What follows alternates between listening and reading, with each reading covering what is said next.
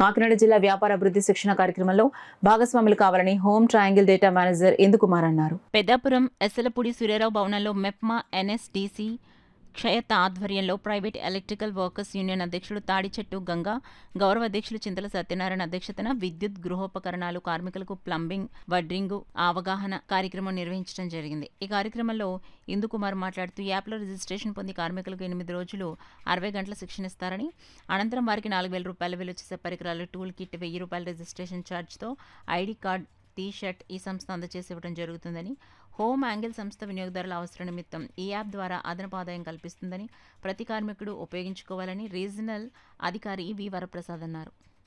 So EDP ట్రైనింగ్స్లో ఎలక్ట్రికల్కి, ప్లంబర్కి వీళ్ళకి training ఇస్తున్నామండి పెద్దాపురంలో. So పెద్దాపురంలో ఏంటంటే హోమ్ ట్రయాంగిల్ యాప్ అనే దాని మీద ట్రైనింగ్ ఇచ్చి అందులో వాళ్ళకి ఉపాధి కలిగిస్తున్నామండి.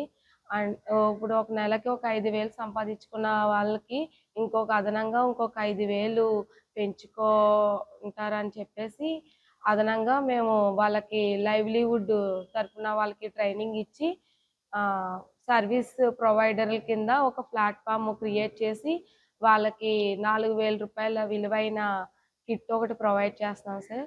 ఆ కిట్లో ఎలక్ట్రికల్ సంబంధించిన ఒక కిట్ ఒకటి, సర్టిఫికేట్, అలాగే ఆ ఐడి కార్డ్, టీ-షర్ట్ ఒకటి ప్రొవైడ్ చేస్తామండి. సో వీళ్ళందరికీ 8 days ట్రైనింగ్ ఉంటుంది. 60 hours అన్నమాట. సో మార్నింగ్ 4 hours అలాగే ఆఫ్టర్నూన్ 4 hours ట్రైనింగ్ ఇస్తామండి. ట్రైనింగ్ ఆఫ్టర్ తర్వాత యాప్లో రిజిస్ట్రేషన్ చేసి వాళ్ళకి ఉపాధి కలిగిస్తాం. ఇది ఓన్లీ ట్రైనింగ్ ఇచ్చే పర్పస్ మాత్రం ఓన్లీ మున్సిపాలిటీ ఉన్న ఏరియాలు మాత్రమే, డోక్రా సంఘాల్లో కూడా ఉండాలి. వాళ్ళకి మాత్రమే ట్రైనింగ్ ప్రొవైడ్ చేస్తాం సార్.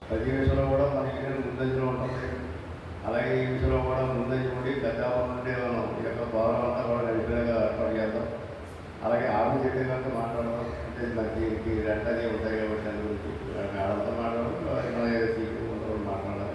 ఇక్కడే పెట్టుకుంటే అన్ని తొమ్మిది ఉన్నాయి కాబట్టి మనకి మేడం గారు వచ్చి రావడానికి వెళ్ళడానికి బాగుంటుంది. అలాగే మన యొక్క యూనియన్ కార్యకలాపాలు కూడా చేసుకోవడం ఇక్కడ అందులో ఉంటుంది. అన్నీ కూడా మాట్లాడడం. మన భవన నిర్మాణ కార్మికుల బోర్డు విషయం అయితే కనుక ప్రభుత్వాన్ని విజ్ఞప్తి చేస్తా ఉన్నాం, వెంటనే తెప్పించాలని, అలాగే పెండింగ్ క్లెయిమ్ ఇవ్వాలని. అలాగే చాలామంది కార్మికులకు సుమారు మన జిల్లాలోనే 5,000 రూపాయలు పెండింగ్ క్లెయిమ్ ఇవ్వాలి. ఇవన్నీ కూడా ఇవ్వాలని చెప్పేసి ఈ సందర్భంగా ప్రభుత్వాన్ని కోరుతా ఉన్నాం. ఎందుకంటే రాష్ట్రంలో చాలామంది ఉపాధి లేక చాలా ఇబ్బందులు పడుతూ ఉన్నారు. అందు గురించి తక్షణమే మన యొక్క భవన నిర్మాణ కార్మికుల సంక్షేమ బోర్డుని ఓపెన్ చేసి మనకి ఏదైతే పెండింగ్ క్లెయిమ్లు ఉన్నాయో, అలాగే భవిష్యత్తులో మనకి డెలివరీ క్లెయిమ్లు కానీ, యాక్సిడెంట్ క్లెయిమ్లు కానీ, ఇతర క్లెయిమ్లు కూడా ఇవ్వాలని చెప్పేసి